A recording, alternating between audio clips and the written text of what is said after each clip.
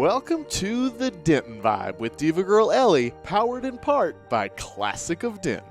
The views and opinions expressed by the show hosts and their guests are those of the show host and guests, and not necessarily those of the sponsors, DentonRadio.com, or the Denton Convention and Visitors Bureau. For more information, visit the Policies and Procedures page at DentonRadio.com. Good evening, everyone. Thank you for joining us here on the Denton Vibe with Diva Girl Ellie on Denton Radio tonight. There's a lot going on the square. We were just noticing there's a wedding happening on the square lawn, on the courthouse lawn. We've got Erica's painting the windows right now, and tonight we have Christine Irving in here with us from everything, because you're involved in so much, but she will be talking to us about poetry and what she does specifically in the community of Denton.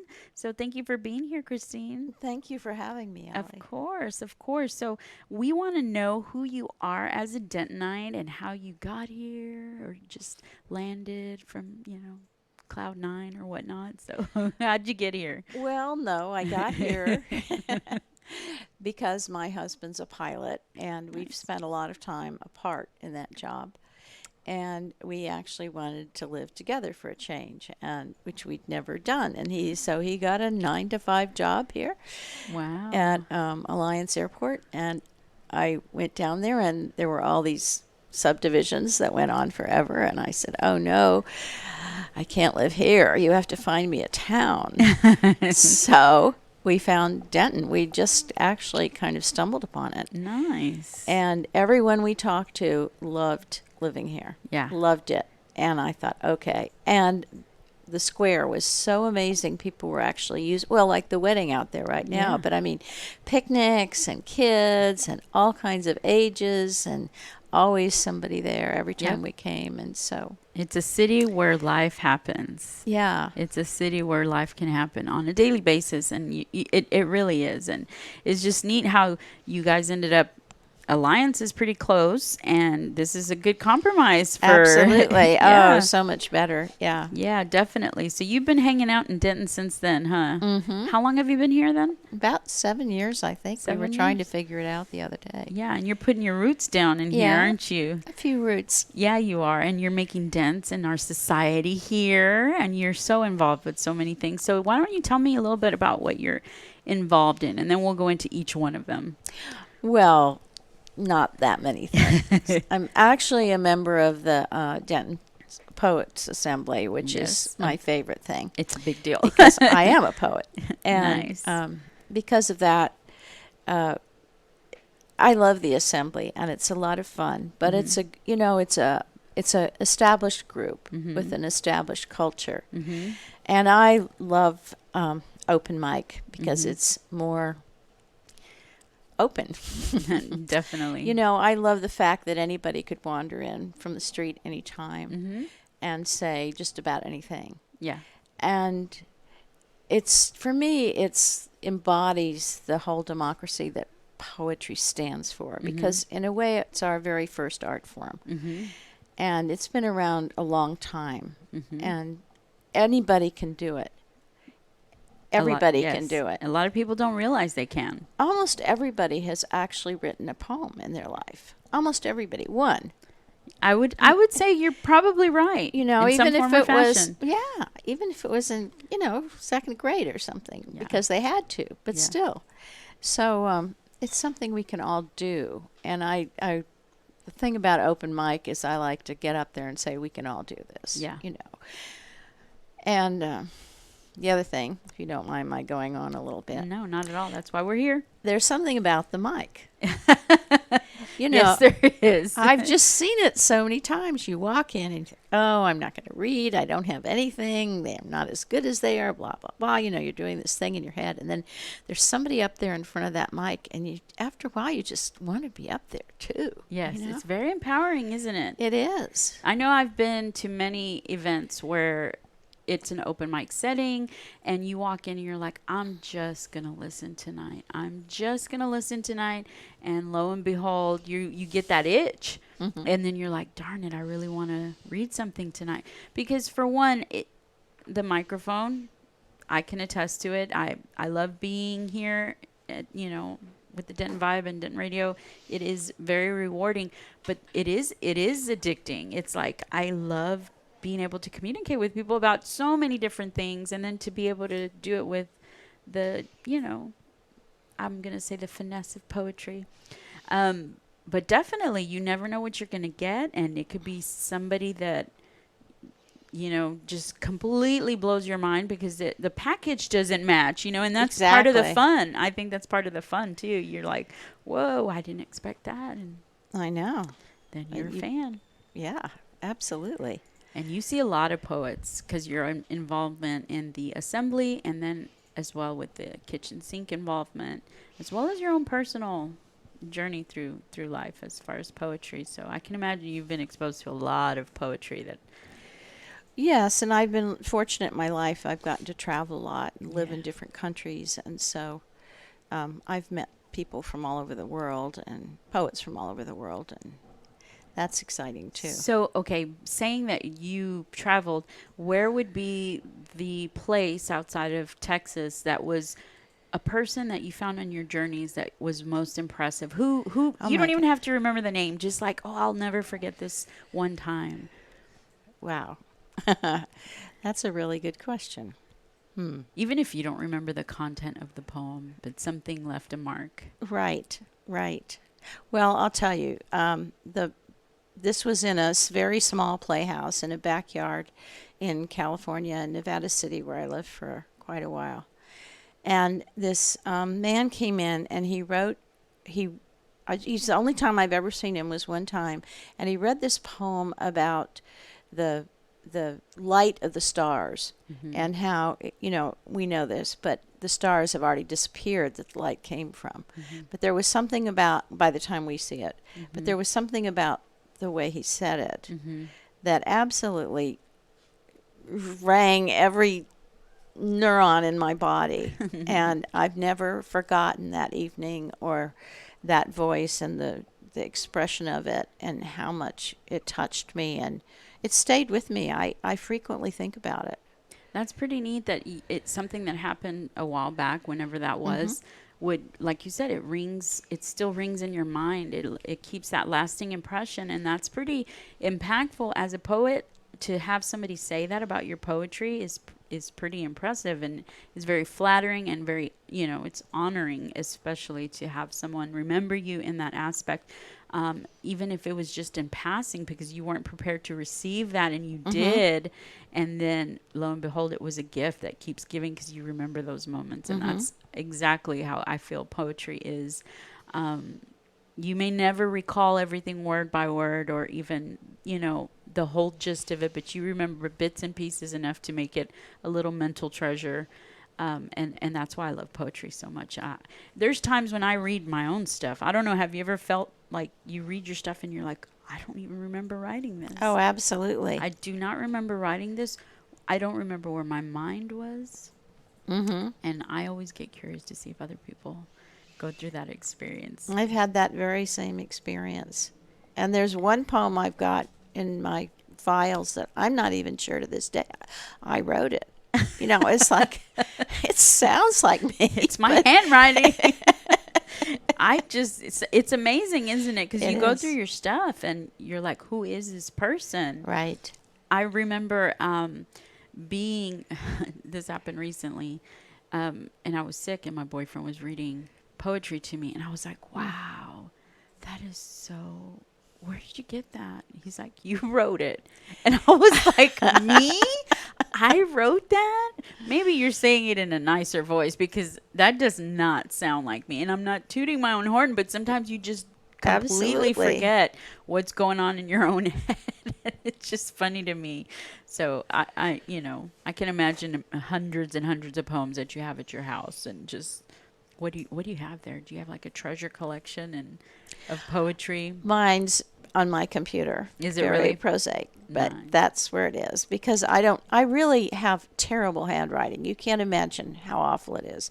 We moved around when I was a kid, and I somehow missed the cursive class because it was always the grade I'd just come from, or the grade I was just going to. Yeah. They'd already done it. And you can't read it, and I can't read it. Which happens. And I scratch out, and I draw circles and arrows, and, so when the computer came along, it was like heaven for me because... It really is. It archives perfectly. You print it out when you need it. Right. Yeah, I'm also. It's very rare that I write unless I don't have access to a computer. It's getting written down. Otherwise, it will be typed up. That's usually how I do my stuff too. And I start writing faster and faster, and then it trails off at the end into a scribble. And it's impossible. And with the computer, there's something about the hand-eye thing that's just my speed. And it just works for me. I think you hit it right on the head. It's the hand-eye speed for the way your mental brain or your mental path is happening. When you're making those thoughts, as long as you have the ease of... Exactly. It comes out a lot quicker. Now, speaking of which, when it comes out a lot quicker, how are you when it comes to writing? I always ask poets, are you one of the type that writes a bit and then walks away, comes back an hour later or even a week later or a month later? Or are you someone that writes your poetry from start to finish without stopping? Because I know different people write different ways. I'm always curious to see how people write their poetry. I'm kind of like a dog with a bone, Once I start it, it might be several days. It doesn't necessarily all at once, but I feel it nibbling, or I feel like nibbling at it when I'm not even there. I just can't wait to get back to it and finish it. And then, of course, it's not finished because there's this whole revision thing. But that creative part, I kind of go till I'm done. So when did you start writing poetry? In my 30s, when we lived in Saudi Arabia for many, many years, and I'd always written, that I didn't really start writing poetry till then, and writing seriously. What happened was I started writing letters, mostly. Nice. And then it triggered kind you. of evolved, and I've always loved poetry, and it just... I like things succinct. I like the essence of things, and poetry works for that. Yeah, really definitely. So you were in this environment where you were like, and then the fact that you're in a foreign country, and so you're a lot of times I would imagine, at least I have never been to that country, but you start getting inspired. You're like, I have to write about this. Absolutely.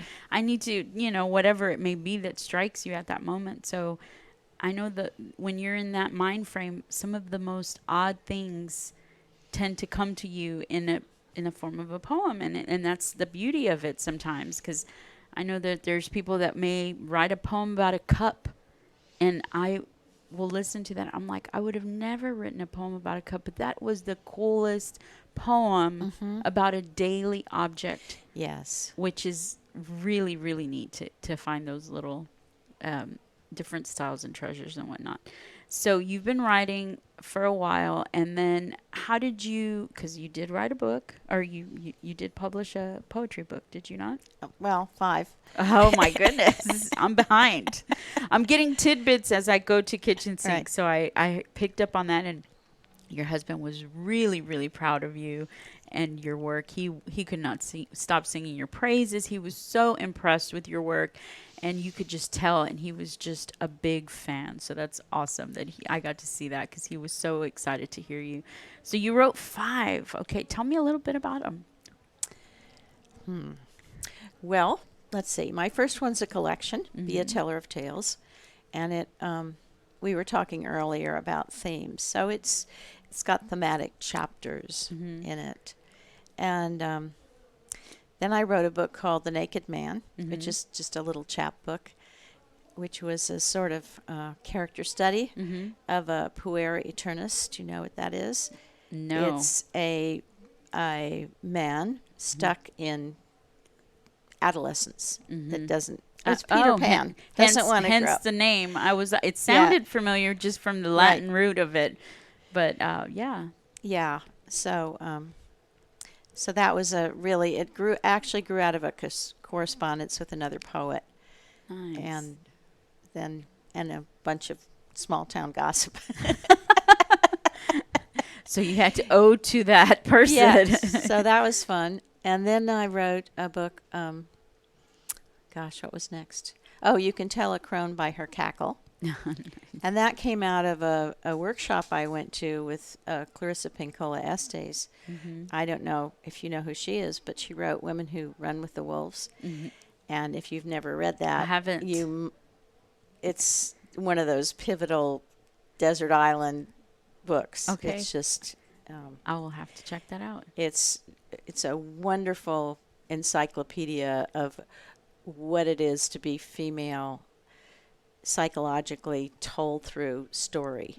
Oh, wow. There's not a wasted word in it. It's a wonderful book. Okay, and I'll it's have to fun. check that out.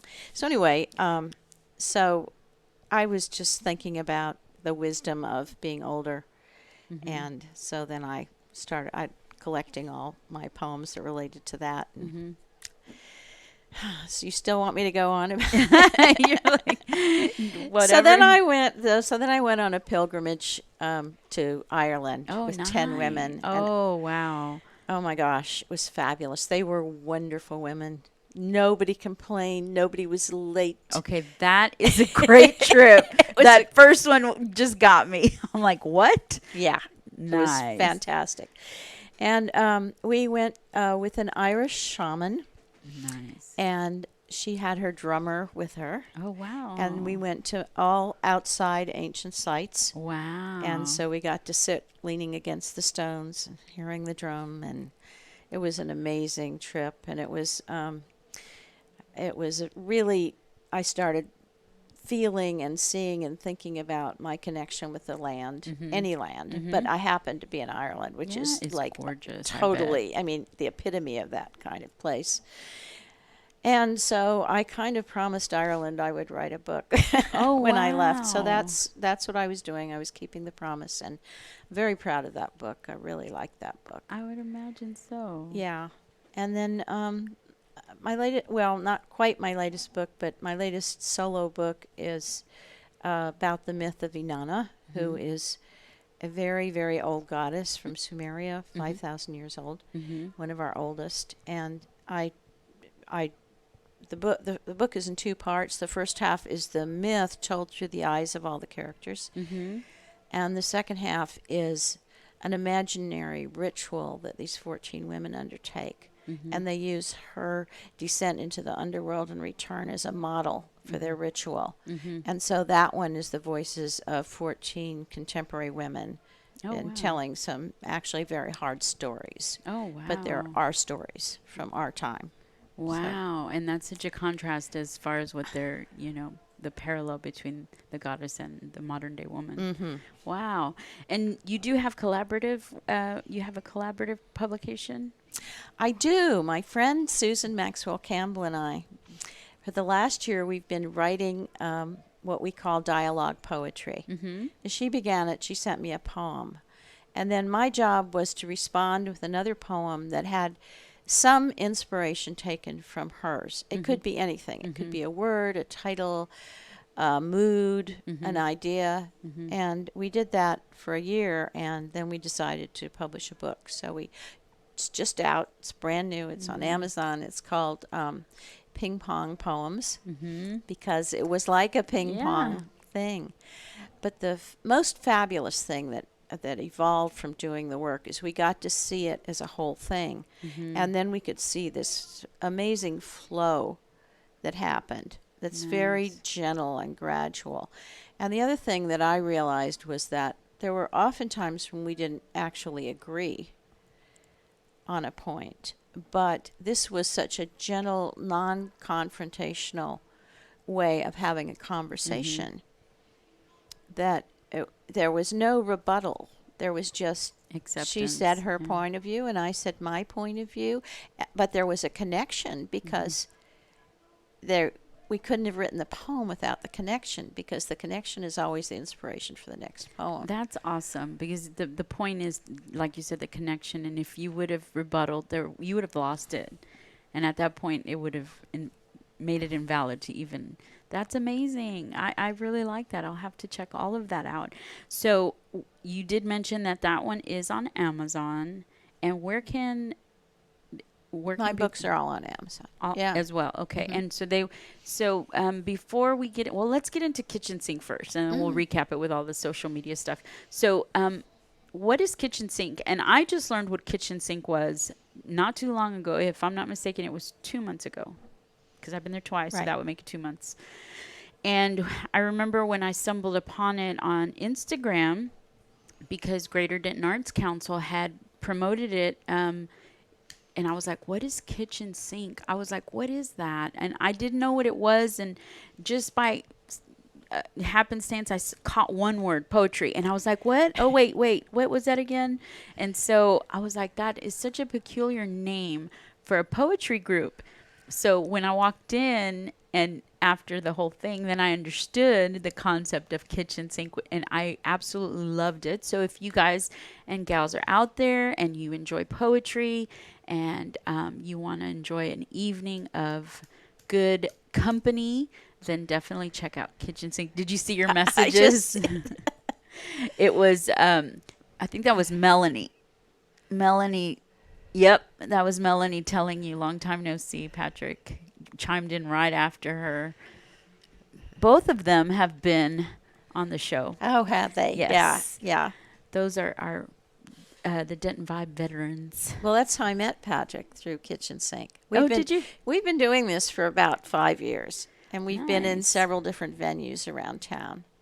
We Nice. started, where did we start? The White House, when it Oh, was yeah, the White yeah, House, yeah. before it was the Wow. taco place. Patrick, you didn't tell me about Kitchen Sink, or did you?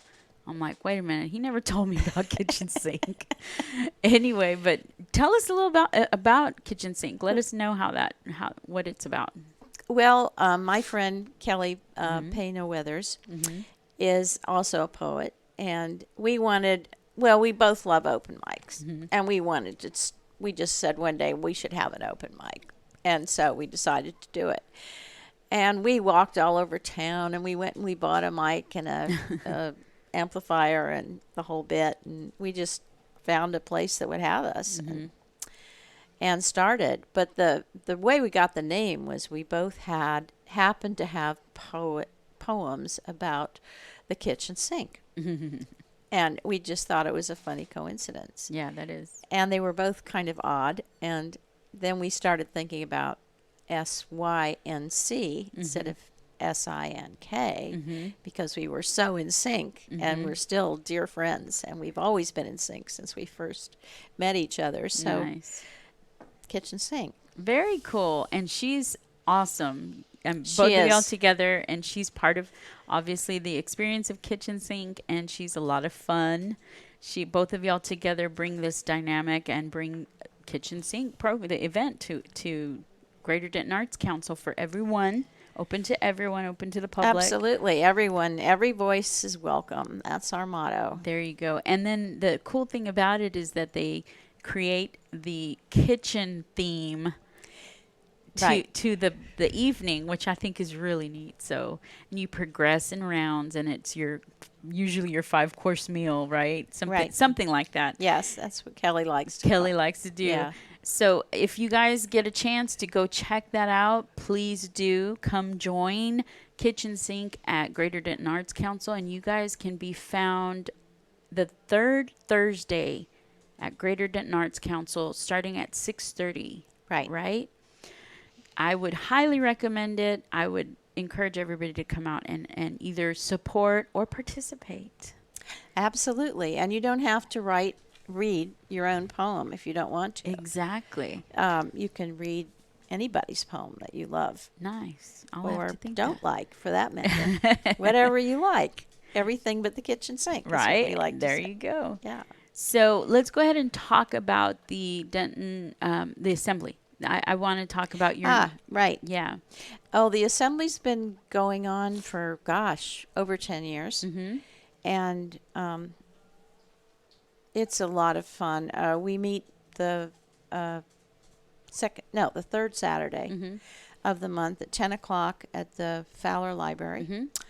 And we usually have we get information from one of our poets about some contemporary poet. Mm-hmm. And then it's the kind of thing I was talking about with the dialogue, Mm-hmm. our job is to then take inspiration from that particular poet Mm-hmm. and write in their style, or because a poem has inspired us or reminded us of something. So we do that, and we have a round Mm-hmm. of that, and then we break, and then we read a free poem. Nice. And other than that, there's some business, a little bit of business here and there, but mostly that's what we do, is read our poems to each other. It's great. It's just another forum to come and join together. Right. And each of the poetry groups around town has a different vibe, a different feel, and that's exactly you. Right. You know, you may feel this way one day and then this way the other, and it's great to be able to start, finding, little, I guess, poetic moods. Right. Because right. yeah, they're completely different, and each group brings certain things to the table. So I would imagine I had never heard of them before, which I'm really surprised because they've been around so long, and I guess I just never saw it, or I did and thought it was more like an academic type. No. Maybe that's what I was thinking. Right. But it is open to the public. Absolutely. So you can also join the assembly, which meets on Saturdays. Right. And we do pass the hat, but people throw in a couple of bucks, maybe. Mm-hmm. Nobody keeps track, and there's no official dues. We are a chapter of the Poetry Society of Texas, and they are having this year in Denton, which we are sponsoring, the 50th annual Poetry Society of Texas Summer Conference. And that's a big deal. It's a big deal. That is a huge deal, especially to be happening here in Denton is a very big deal. Now, please tell me more about that so we can get that information out there and share that with the city, because we're all going. It's the 11th, 12th, and 13th. Mm-hmm. Registration is only $25. And that's this month. Yeah, this month. Okay. So anybody can Mm-hmm. come. And it's at the Embassy Suites. Mm-hmm. And there'll be a reception Thursday night, and then workshops and talks and readings all day on Friday, and then some things Friday morning too. Okay. And it's all poetry, and we've got some great people. Let's see, Bruce Bond is coming from the university. He's a Regents professor, very well known nationally, and has many books. Carol Coffey Raposa, who was poet laureate, is going to be there, and Carla Morton, who's a Dentonite of our own, who's a poet, also a Texas poet laureate. Nice. Yeah, and Nathan Brown, who's Oklahoma poet laureate. So there's going to be a lot of interesting people. Michael Gwynn from Dallas is coming up. Okay. He has a poetry group there. And I'm trying to think who else. Well, I'm doing a workshop with Beth Honeycutt and Paul Schinzel, who are both local poets. And there's a lot to do. oh, and Diane Clancy she's poet and author of several fascinating books, Very interesting. and very connected to the whole Native American culture. Oh, nice. Yeah. Yeah, so that'll be a different vibe So- altogether as well. There's a lot of different we tried for diversity, and That's awesome. I like that. So where would people get more information on that week or that event? Because it's a 3-day event. So where would they register? Where do they find out more information?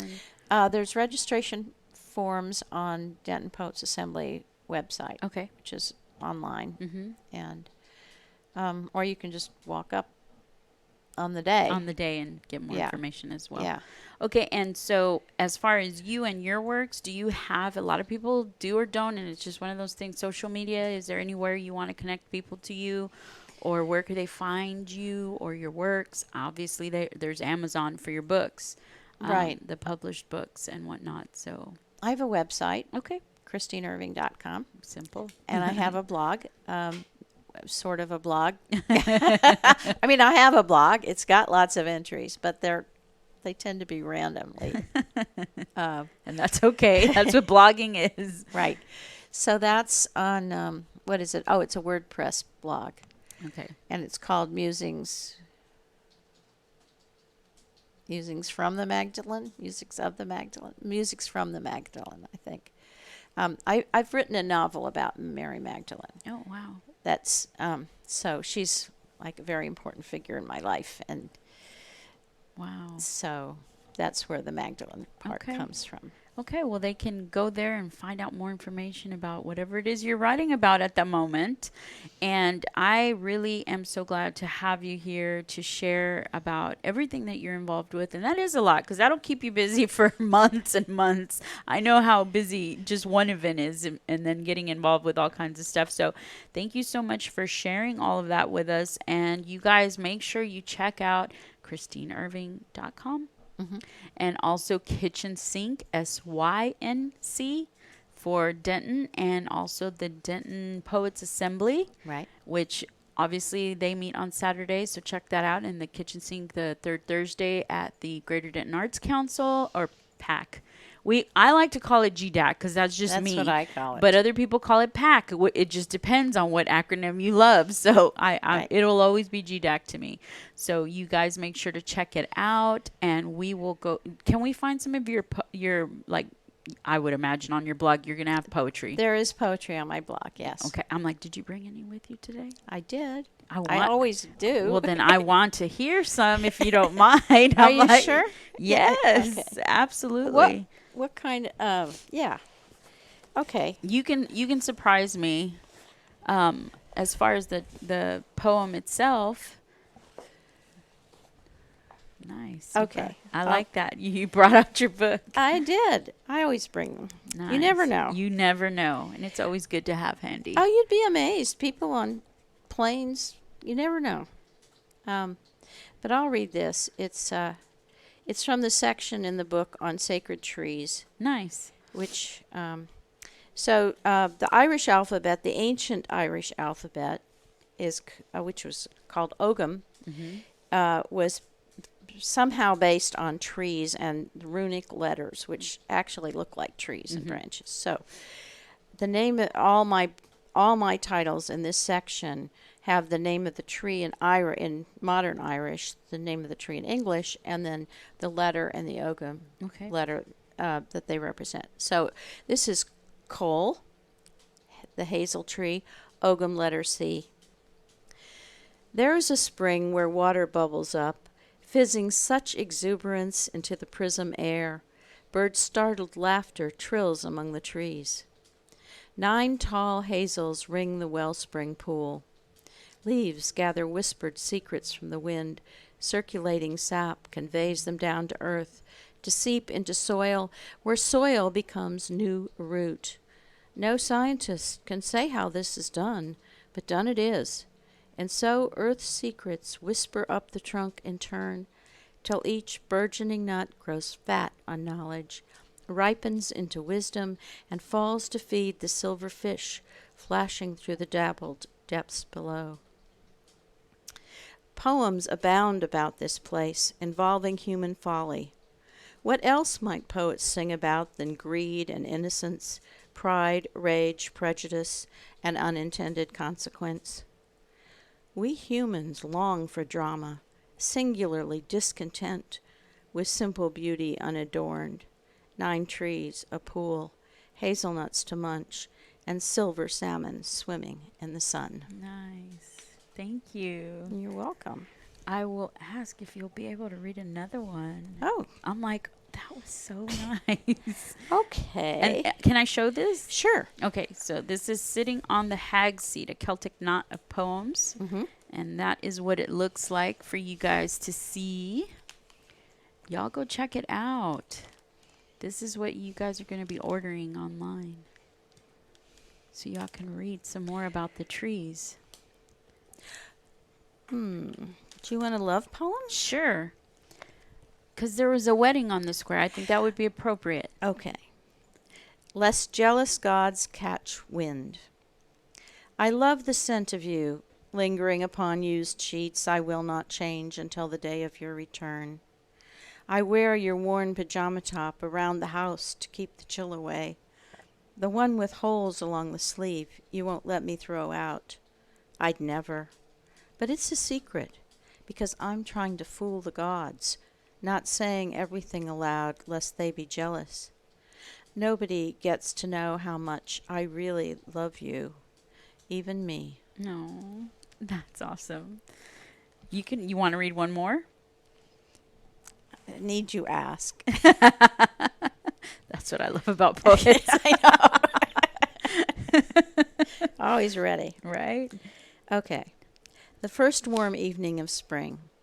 And it comes with an epigraph by Tony Hoagland. And we sat in quiet pleasure on the shore of night. A swell of undefined desire builds beneath my breastbone. Uh-oh. Sorry. Well, I have to check something before I read that. Can I read that? You can. Yeah, okay. We'll start We're again. adults here. Yes. Okay. First warm evening of spring. A swell of undefined desire builds beneath my breastbone, sweeping out in all directions, tingling nipple, fingertip, and toe, no neuron left untraveled in this tsunami of nebulous longing. It catches in my throat, aching for release, and I want to dissolve into the promise nascent night extends, through the faint scent of cooling dust, far-off echo of folding sunshades, as cafe waiters in a neighboring square ready tables to receive seasoned lovers, wise in the aphrodisiacal properties of delayed gratification and creamy pasta. Anticipation infuses every molecule of air, sending men and women to their closets, wash basins, mirrors, for soap and water, rouge and pomade, brushing their jackets, tying their bows, readying themselves for whatever might be floating, tantalizing close off the shore of the night. Nice. Very nice. Thank you. Thank you so much for sharing your pieces with us tonight. And each of them Thank were a you. little bit, this one was completely different. Right. I like this. This is really neat. And the fact this is the one that you wrote because of Ireland. In Ireland, yes. Obviously. This is going to be really interesting to read. And then you have your love poems. Thank you for sharing You're those with us welcome. tonight. And thank you for giving us insight on everything that you're involved with here. You guys make sure to check her out. Thank you so much for joining us tonight on the Denton Vibe with Diva Girl Ellie with Christine Irving. And we will see you next week. Thank you so much. Thank you, Ellie. Thank you. Well, thank you for tuning in. We hope you enjoyed the show. We want to thank our partners and sponsors who made this show possible. And now stick around for a word from all of us here at Discover Denton.